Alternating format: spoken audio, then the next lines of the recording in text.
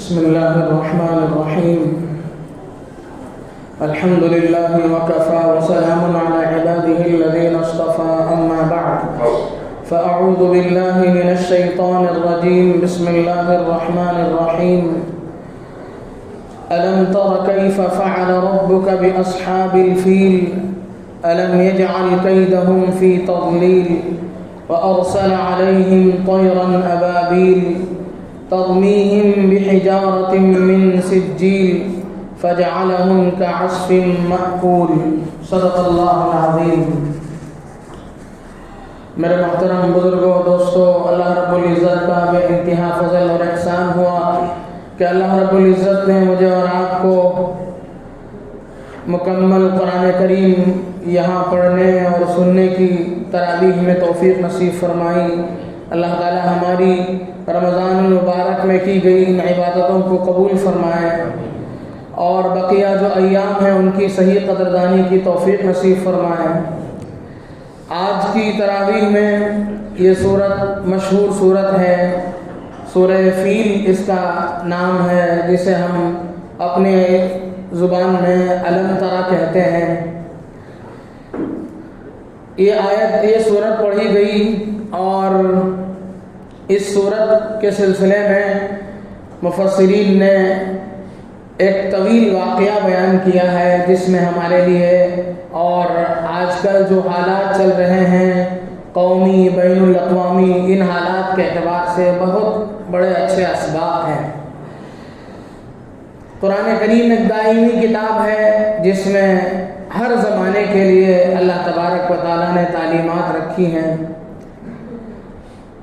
واقعہ یہ ہوا کہ اللہ کے نبی صلی اللہ علیہ وسلم جس سال پیدا ہوئے اسی سال یمن میں ایک حاکم تھا، ایک بادشاہ تھا، ذو نواس جس کا نام تھا. بت پرست تھا، کافر تھا. اس کے علاقے میں جو یہ بادشاہ وقت تھا وہ اپنے ہاں جو مائنارٹی تھی، عیسائی مذہب کے ماننے والے جو لوگ تھے، ان پر بہت ظلم کرتا تھا. ظلم کی انتہا اس نے یہ کر دی کہ ایک مرتبہ اس نے ایک بڑا خندق گڑھا کھودا اور اس میں 20,000 عیسائیوں کو ڈال کر کے جلا دیا. وہاں سے 2 آدمی فرار ہونے میں کامیاب ہوئے اور ملک شام پہنچے. وہاں روم میں قیصر کی حکومت تھی. یہ قصہ سورۃ البروج میں ہے، اسے اصحاب الاخدود کا قصہ کہتے ہیں. تو یہ جو 2 آدمی وہاں پہنچے، ان لوگوں نے وہاں کے بادشاہ، روم کے بادشاہ قیصر سے جا کر کے کہا کہ اس طریقے سے، وہ عیسائی تھا، آسمانی مذہب کا ماننے والا تھا، اس نے اس سے کہا کہ دیکھو یمن میں اس طریقے سے ہمارے مذہب کے ماننے والوں پر اس طریقے سے مظالم ڈھائے گئے ہیں، آپ کچھ نہ کچھ ایکشن لیجیے. چنانچہ یہ یمن بحر احمر کے شمال میں ہے اور ملک شام وغیرہ جنوب میں ہے، ریڈ سی کے. تو وہاں کے بادشاہ قیصر نے حبشے والے بادشاہ کو جو وہ بھی عیسائی تھا، اسے وہاں سے اس نے پیغام بھیجا کہ تمہارے پڑوس علاقے میں، ایتھوپیا کے بالکل پڑوس میں، یمن میں اس طریقے کے مظالم ہماری برادری پر، ہمارے مذہب کے ماننے والوں پر ہو رہے ہیں. ابھی قریب میں 20,000 آدمیوں کو نظر آتش کر دیا گیا، آپ اس پر کچھ ایکشن لیں. چنانچہ وہاں کا جو بادشاہ تھا حبشے کا، جو عیسائی تھا، اس نے ایک لشکر جرار بھیجا، بڑا لشکر بھیجا یمن پر چڑھائی کرنے کے لیے. اپنے 2 جرنیلوں کو بھیجا جو وہاں سے نکلے، بڑے لشکر کے ساتھ وہاں سے گئے اور یمن میں جو بادشاہ تھا جس کا نام ذو نواس تھا، اس پر حملہ کیا. اور وہاں پر ان لوگوں نے جب چڑھائی کی تو ذو نواس وہاں سے بھاگ گیا اور جاتے ہوئے وہ ریڈ سی میں ڈوب کر کے مر گیا. اب یہ لوگ یہاں قابض ہو گئے. یمن میں یہ لوگ آ گئے، ان لوگوں کی حکومت قائم ہونے والی تھی، کیونکہ وہاں سے 2 جرنیلوں کو بادشاہ حبشے کے بادشاہ نے 2 آدمیوں کو بھیجا تھا، 2 جرنیلوں کو، ایک کا نام ارباب تھا، دوسرے کا نام ابرہہ تھا۔ اب ان لوگوں میں لڑائی شروع ہوئی، کون اس کا حکمران بنے گا، کون اس پر سلطنت کرے گا۔ اب ان لوگوں میں دونوں میں لڑائی ہوئی تو ابرہہ نے ارباب کو شکست دی اور خود وہاں کا حاکم بن گیا۔ اب چونکہ یہ لوگ شاہ حبشہ کی طرف بھیجے گئے تھے تو شاہ حبشہ کی حکومت وہاں قائم ہوئی اور ابرہہ کو گورنر بنا دیا گیا۔ اب ابرہہ نے چونکہ اب اس کا تسلط ہو گیا تو اس نے یہ طے کیا کہ اب ہم یہاں یمن میں ایک کنیسہ بنائیں گے، ایک اپنی عبادت گاہ بنائیں گے، ہماری حکومت ہے۔ اب آج کل یہی ہوتا ہے، جس کی حکومت ہے، جس کی لاٹھی اس کی بھینس، جس کی حکومت ہوتی ہے وہ اپنے مذہب کے لائن کے لوگوں کو تقویت پہنچاتا ہے، اپنے مذہبی عبادت گاہوں کی تعمیر میں فوکس کرتا ہے۔ تو اسی طریقے کی بات ہو گئی تھی۔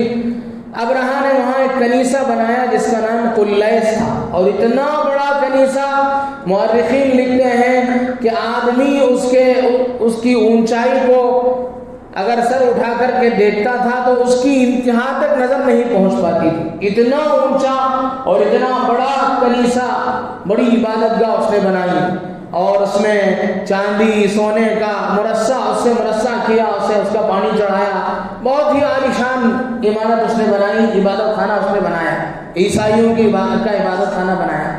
اب اس کی یہ خواہش تھی، اس نے کہا کہ کوئی آدمی وہاں کعبۃ اللہ کو نہیں جائے گا، بیت اللہ کو طواف کرنے کے لیے یہاں سے نہیں جائے گا، میں تو یہاں بنا دیا ہوں اتنا بڑا عبادت خانہ،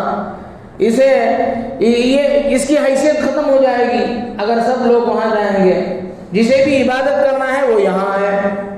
اب وہ لوگ وہاں کے اکثر باشندے تو کفار تھے، مشرکین تھے، وہ اگرچہ بت پرست تھے لیکن دین ابراہیمی سے ان کو محبت تھی، کعبۃ اللہ سے ان کو محبت تھی۔ وہاں 3 قبیلے اس وقت پائے جاتے تھے، عدنان، قحطان، قریش، یمن میں یہ 3 بڑے قبیلے تھے۔ ان لوگوں نے اپنے درمیان میں ایک سردار کو چنا، ذو نفر نام کا، اس سے کہا کہ آپ ہمارے ساتھ ہماری سربراہی کریں، ہم بادشاہ وقت کے خلاف جنگ لڑیں گے۔ چنانچہ ان لوگوں نے اپنے طور سے مقابلہ کیا، بادشاہ گورنر وقت کا مقابلہ کیا، لیکن یہ لوگ ہار گئے۔ اس سے پہلے کی بات یہ ہے، اس سے کچھ پہلے یہ ہوا کہ ان لوگوں سے یہ رہا نہیں گیا، یہ جو کفار تھے ان کو برداشت نہیں ہوا کہ کعبۃ اللہ کو چھوڑ کر کے اس کنیسے کی ہم عبادت کریں۔ چنانچہ ان کے اندر بہت غم و غصہ تھا۔ جب اصرار ہونے لگا بادشاہ کی طرف سے تو انہی قبیلوں کا ایک آدمی جا کر کے کنیسہ میں نجاست کر کے آ گیا۔ اب ابرہہ کو بہت غصہ آیا۔ اسی دوران کوئی قافلہ وہاں سے گزرا، اس نے کسی کام سے آگ روشن کیا، جب کچھ ہنگامہ سا ہوا تو اس جلتے آگ کو چھوڑ کر کے چلا گیا وہاں سے۔ اب وہ آگ بھڑکی اور کنیسے کو اس نے متاثر کیا تو ابرہہ کو بہت غصہ آ گیا۔ اس کے بعد ابرہہ نے باقاعدہ یہ طے کیا کہ اب یہ سب کارستانیاں ان لوگوں کی ہے، کفار کی، یہ لوگ ہی ہمارے عبادت خانے کو آتے بھی نہیں ہیں، اوپر سے نقصان بھی پہنچاتے ہیں، اس لیے ہم کیا کریں گے، کعبۃ اللہ کو ختم کریں گے، اسے ختم کریں گے ہم، اس کے بعد ساری چیزیں ختم ہو جائیں گی، یہ لوگ ہماری طرف آ جائیں گے۔ اس ناپاک ارادے سے اس نے حبشے کے بادشاہ کو خط لکھا، جو اس کا اصل بادشاہ تھا، اسے خط لکھا، یہ دیکھو اس طریقے کا میرا ارادہ ہے۔ اس نے کہا کہ اچھی بات ہے، بہت اچھی بات ہے۔ تو اس نے اپنے طرف سے 8 ہاتھی بھیجے اور کچھ لشکر بھیجے، ساز و سامان بھیجا، اور ایک مضبوط قسم کا ہاتھی جس کا نام محمود تھا اسے بھی بھیجا وہاں سے، یہ لے کر کے جاؤ، یہ بہت شاندار ہاتھی ہے، اس پر چڑھ کر کے تم حملہ کرنا، اور یہ جو 8 ہاتھی میں نے بھیجا ہے اس کے کاندھے میں زنجیر باندھ کر کے، اس کے گلے میں زنجیر باندھ کر کے کعبۃ اللہ جو جن بنیادوں پر کھڑا ہے اس میں باندھ دینا، اور ان ہاتھیوں کے ذریعے سے کعبۃ اللہ کو اکھاڑ دینا اپنی جگہ سے۔ اس طریقے کی سازش کر کے اس نے وہاں سے ہاتھیوں کو بھیجا۔ اب یہ یہاں سے نکلا، اب وہاں کے علاقے کے لوگوں کو معلوم ہوا، جو عدنان، قحطان، قریش وغیرہ تھے، ان لوگوں نے اب ان کے خلاف محاذ آرائی کی کہ ہم اپنے طرف سے جتنا ہو سکتا ہے اس کے مقابلے میں کوشش کریں گے، لیکن چونکہ بادشاہ وقت کی طاقت تھی، گورنر وقت تھا، اس نے سب کو کچل دیا، سب کو ختم کر دیا، اور اس کا جو سردار تھا ذو نفر، اسے قتل کرنا چاہا تو اس نے کہا مجھے قتل نہ کرو، میں تمہارے کام آؤں گا، چنانچہ اسے قید کر کے اپنے ساتھ لے لیا اور چلتا بنا وہاں سے۔ اللہ کو یہی منظور تھا کہ ابرہہ وہاں ختم نہ ہو، آگے آئے، اس کا انجام اللہ کو یہاں دکھانا تھا کعبۃ اللہ کے پاس۔ اللہ نے اپنی مشیت کے مطابق اسے وہاں سے چلنے دیا۔ راستے میں قبیلہ ابو خثعم نام کا، وہ لوگ کھڑے ہو گئے، ان کے سردار نفیل ابن حبیب تھے، انہوں نے اپنے جنگجو نوجوانوں کی 2 ٹیم تیار کی اور ابرہہ کے خلاف ان لوگوں نے پھر لشکر کشی کی، ان کا آبجیکشن کیا، جانے نہیں دیا۔ تو ابرہہ چونکہ بڑے لشکر کے ساتھ 60,000 افراد کے ساتھ نکلا تھا، اس نے ان کو بھی کچل دیا اور نفیل ابن حبیب کو بھی ساتھ لے لیا، چلو تو بھی ساتھ چل ہمارے ساتھ، زنجیروں میں باندھ کر کے ان کو بھی ساتھ لے لیا، اللہ کے نیک بندے تھے وہ، ان کو ساتھ لے کر کے اب وہاں سے چلتا ہوا مکے کے قریب پہنچنے سے پہلے طائف پڑتا تھا راستے میں۔ طائف کے لوگوں نے دیکھا کہ اب 2 آدمی تو مقابلہ کر کے ہار گئے ہیں، اب ہم خامخواہ اس کا مقابلہ کریں ہارے، اس سے بہتر ہے کہ ہم اس کے سامنے سرنڈر ہو جاتے ہیں۔ ان لوگوں نے کہا کہ اب آپ کو ہم چھیڑیں گے بھی نہیں، اوپر سے ہم اپنا ایک سردار بھی آپ کے حوالے کریں گے، اسے لے جاؤ، یہ راستہ وغیرہ بتائے گا، اس سے تمہاری مدد ہوگی، اسے ساتھ کر دیا۔ یہ لوگ چونکہ وہاں 3 بتوں کی پوجا ہوتی تھی، لات، عزا، منات، تو لات کا بت خانہ بڑا تھا، ان لوگوں نے کہا اس کے خلاف اگر ہم کریں گے کچھ تو یہ لات کا جو عبادت خانہ ہے اسے نقصان پہنچائے گا، اس سے بہتر ہے کہ ایسا رویہ اختیار کرتے ہیں۔ چنانچہ ان کے سردار کو بھی ساتھ کر دیا۔ وہ پھر آگے بڑھتے ہوئے مکہ مکرمہ سے پہلے مخمس نام کا ایک علاقہ، وہاں انہوں نے پڑاؤ ڈالا، جہاں مکے کے لوگوں کی چراگاہ تھی، وہ وہاں جانور چرتے تھے۔ اس جگہ خواجہ عبد المطلب، جو میرے اور آپ کے آقا جناب محمد الرسول اللہ صلی اللہ علیہ وسلم کے جد امجد تھے، ان کے وہ بڑے آدمی تھے، ان کے 200 اونٹ وہاں چل رہے تھے۔ ابرہہ نے سوچا کہ اگر ان اونٹوں پر قبضہ کر لیا جائے تو عبد المطلب جو کعبے کے متولی ہیں وہ ہار مان جائیں گے، چنانچہ اس نے 200 اونٹ اپنے قبضے میں کر لیا اور اپنے ساتھ رہنے والے ایک آدمی، قبیلے حمیر کا ایک آدمی حناطہ نام کا، اسے قاصد کے طور پر عبد المطلب کے وہاں بھیجا، مکے کو بھیجا، جاؤ مکے والوں سے بات کرو۔ مکے والوں کے پاس جب حناطہ آیا تو لوگوں نے کہا ہم بات نہیں کریں گے، عبد المطلب کے پاس جاؤ، وہ ہمارے سردار ہیں۔ یہ عبد المطلب کے پاس گئے تو عبد المطلب نے کہا کہ دیکھو کعبۃ اللہ اللہ کا گھر ہے، میرا تمہارا گھر نہیں ہے، کعبۃ اللہ اللہ کا گھر ہے، اللہ اس کی حفاظت کریں گے، میں کیا کر لے سکتا ہوں۔ ان کو معلوم تھا کہ اللہ تبارک و تعالیٰ اسے چھوڑنے والے نہیں ہیں، اللہ تعالیٰ اپنا عذاب اسے چکانے کے لیے اتنی دور بلا کر کے لائے ہیں، اب ہم خامخواہ اس کا مقابلہ کریں گے، اس کے سامنے ہماری پوری قوم برادری کو ماریں گے، خامخواہ کی بات ہو جائے گی، اس لیے انہوں نے یہ کہہ دیا۔ اس نے کہا کہ نہیں میں یہ بات نہیں کہہ سکتا، میں تمہاری دونوں کی آپس میں بیٹھک کراتا ہوں۔ چنانچہ وقت طے ہوا، ابرہہ اور عبد المطلب تشریف لے گئے وہاں۔ کہتے ہیں عبد المطلب بہت ہی شکیل اور وجیح آدمی تھے، بڑے جسامت کے خوبصورت آدمی تھے، ہونا ہی چاہے تھا، اللہ کے رسول صلی اللہ علیہ وسلم کے دادا تھے، اللہ کے نبی کو جس خاندان میں اللہ نے منتخب کیا وہ ہر اعتبار سے بہتر تھا، خاندان، قبیلہ، نسب، حسب، ساری چیزوں میں پورے اعلیٰ تھے، اعلیٰ قسم کے لوگ تھے۔ تو عبد المطلب وہاں گئے تو ان کی شکل، ان کی شباہت اور ان کے بدن سے، ان کے چہرے سے ابرہہ مرعوب ہو گیا۔ وہ اتر کر کے اپنے تخت سے نیچے اتر کر کے آیا، خواجہ عبدالمطلب سے ملا، پوچھا کہ آپ کی کیا فرمائشیں ہیں، آپ رکھیے، میں اسے پورا کرنے کے لیے تیار ہوں، بیٹھ کر کے ہم آپس میں بات کر لیں گے۔ خواجہ عبدالمطلب نے کہا کہ مجھے کچھ بات کرنا اپنا نہیں ہے آپ کے پاس، وہ اللہ کا گھر ہے، اللہ میاں دیکھ لیں گے، میں اپنے 200 اونٹ لینے کے لیے آیا ہوں۔ ابرہہ نے کہا میں تو بڑا آدمی سمجھ کر کے تمہارا اکرام کیا، میرے دل سے تمہاری عزت نکل گئی، میں جو احترام تھا وہ ختم ہو گیا۔ عبدالمطلب نے کہا جو بھی ہو میں اسے نہیں، میرے اونٹ چھوڑ دیجیے۔ چنانچہ وہاں سے اپنے اونٹ چھڑا کر کے لائے اور یہاں اپنے مکے کے جو لوگ تھے ان کو لے کر کے کعبۃ اللہ پہنچے، اور کعبۃ اللہ کے دروازے کا جو کڑا تھا اسے پکڑا، اس کے پکڑ کو پکڑ کر کے اللہ سے خوب رو کر کے ان لوگوں نے دعا کی کہ یا اللہ ہمارے بس میں 60,000 لشکر اور اس کا مقابلہ کرنا ہمارے بس کی بات نہیں ہے، اب آپ ہی ان لوگوں کا مقابلہ کیجئے، ہم کچھ نہیں کر سکتے، ہم بے بس ہیں، ہمارے لوگوں نے مقابلہ کیا، ان کے سامنے وہ ہار گئے، آپ ہی اس سے نمٹ لیجئے۔ ادھر انہوں نے دعا کی، ادھر ابرہہ نے اگلے دن تیاری کی، اگلے دن چڑھائی کرنے کی تیاری ہو رہی تھی۔ وہ جو محمود نام کا جو اونٹ وہ ہاتھی تھا بہت بڑا، اس پر اسے ناز تھا، اس پہ چڑھ کے جائیں گے، لشکر لے کر کے جائیں گے، بڑا رعب پڑے گا۔ اسی ساتھ میں جو حبیب بن نفیل بن حبیب تھے، قبیلے ابو قطعان کے جو سردار تھے، انہوں نے چپکے سے جا کر کے ہاتھی کے کان میں کہہ دیا کہ اس وقت تو حرم میں داخل ہو گیا ہے۔ بس یہ کہنا تھا، وہ ایک جانور تھا لیکن اللہ نے اس کے اندر ایسی تاثیر رکھی، حرم کا ایسا احترام رکھا، وہ اٹھا ہی نہیں، بہت زبردستی کر کے اسے اٹھایا گیا، پھر بھی وہ یمن کی طرف جانے کے لیے تیار تھا، مکے کی طرف جانے کے لیے تیار ہی نہیں تھا۔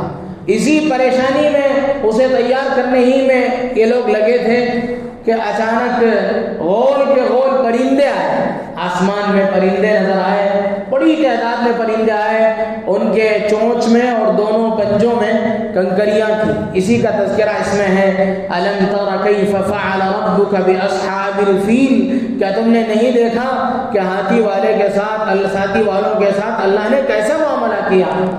الم یجعل کیدہم فی تضلیل، اللہ نے ان کے مکر کو، ان کی سازش کو ذلیل کر دیا۔ وَأَرْسَلَ عَلَيْهِمْ طَيْرًا أَبَابِيلَ، اللہ نے ان کے اوپر جھنڈ کے جھنڈ پرندے بھیجے۔ ہمارے ہاں جو پرندے نظر آتے ہیں جسے ہم لوگ ابابیل کہتے ہیں، یہ پرندہ نہیں ہے، وہ ایک الگ قسم کا پرندہ تھا۔ ابابیل کے معنی پرندوں کا جھنڈ ہے، جھنڈ کے جھنڈ پرندے اللہ نے بھیجے، اور ان پرندوں نے وَأَرْسَلَ عَلَيْهِمْ طَيْرًا أَبَابِيلَ، پرندوں کی جھنڈ نے ان کے اوپر ترمیہم بحجارۃ من سجیل، کنکریوں کو ان کے اوپر پھینکا۔ سجیل کہتے ہیں، مورخین نے لکھا ہے کہ سجیل یہ سنگ اور گل اس سے ملا ہے، سنگ کے معنی پتھر کے ہیں، گل کے معنی مٹی کے ہیں، فارسی کا لفظ ہے، اسی کو عربی میں منتقل کر لیا گیا ہے سجیل کر کے۔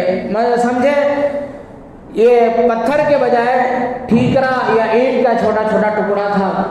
بعض مورخین نے یہ بھی لکھا ہے کہ کون سا کنکر کس کے اوپر لگے گا یہ بھی لکھا ہوا تھا، اللہ جانتا ہے کیا کیفیت تھی۔ کہتے ہیں کہ وہ پرندوں نے ان پر پھینکا، وہ ایسی تیزی کے ساتھ دشمنوں کے اوپر لگ رہا تھا جیسے ریوالور سے گولیاں چل رہی ہوں، اور سر پر لگ کر کے پورے جسم کو چیرتے ہوئے نیچے نکل جاتا تھا۔ چنانچہ تقریباً پوری قوم، ایک بڑی تعداد میں پورا لشکر ہلاک ہو گیا۔ کچھ لوگ بچے، اللہ نے باقاعدہ ان کو بچانا اللہ کو منظور تھا، چونکہ یمن کے لوگوں کو معلوم ہونا چاہیے ان کے ساتھ کیا ہوا، تو یہ لوگ بھاگے وہاں سے۔